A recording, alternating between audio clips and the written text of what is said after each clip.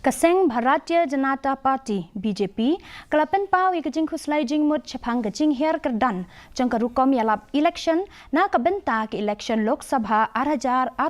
hapo jela Meghalaya bat la Pynpaw ru bagi beliau jong ke jela kila dum kabut ke start unong aiktien Kaseng BJP uba M Kharkrang ula ong bagi Ïalap badangshen na kabenta ke election Lok Sabha ki penlet Jingmut khambun Halor ki kertong ha kaba ki Seng san perthei kelaya kawang kti markeliang daki ktien ke ba om sngo tenat satia ula benyau ru bagi patba kimpat syai satia ya ke ka ba kini ki Seng san perthei bat ki kertong jengki kitmu banle na kabenta ke bah kamiat ke jela lada ki syajit ula benrap ru baga jing Ïalap election ka dei tang na kabenta ban kentho bat kren ben iwe ya iwe pan. I've seen the kind of campaigning that has happened in the last MP elections.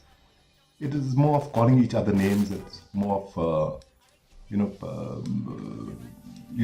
saying very unpleasant words against one candidate, against the other candidate, one party against the other party,